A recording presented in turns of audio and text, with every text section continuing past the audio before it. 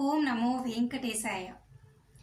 తిరుమల స్వామివారిని దర్శనం చేసుకోవడానికి మీరు 300 రూపాయల దర్శన టికెట్ బుక్ చేసుకున్నా, 500 రూపాయల వర్చువల్ పార్టిసిపేషన్ దర్శన టికెట్లు బుక్ చేసుకున్నా, తిరుమల కొండపైన దర్శనం క్యూ లైన్ అనేది ఒకటే.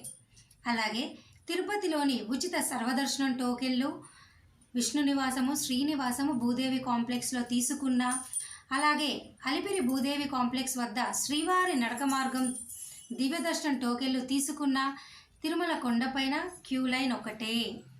ఈ రెండు కూడా మీరు దయచేసి తెలుసుకోవాలి.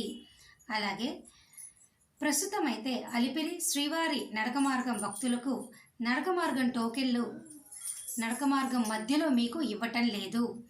శ్రీవారి నడక మార్గం వారైతే ఒకరోజు ముందు తిరుపతి వచ్చి అలిపిరి భూదేవి కాంప్లెక్స్ వద్ద 2 కౌంటర్లు పెట్టారండి.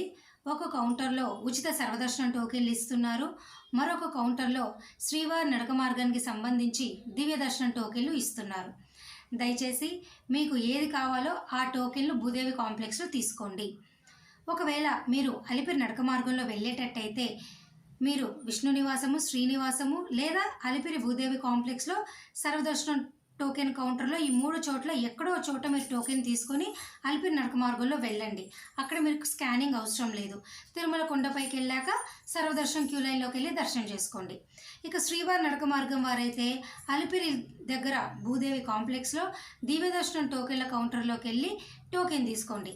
అక్కడ తీసుకున్న టోకెన్ని శ్రీవారి నడక మార్గం మధ్యలో మీరు 1240 మెట్టు దగ్గర స్కానింగ్ చేయించుకోండి. అప్పుడు తిరుమల కొండపైకి వెళ్ళాక మీ ఇద్దరిని కూడా, అనగా అలిపిరి నడక మార్గంలో వచ్చిన, శ్రీవారి నడక మార్గంలో వచ్చిన ఒకటే క్యూ లైన్ అనేది కొండపైన ఉంటుంది. ఓకేనా? మీకు అర్థమైందా? ఏవైనా డౌట్ ఉంటే కామెంట్ సెక్షన్లో అడగండి.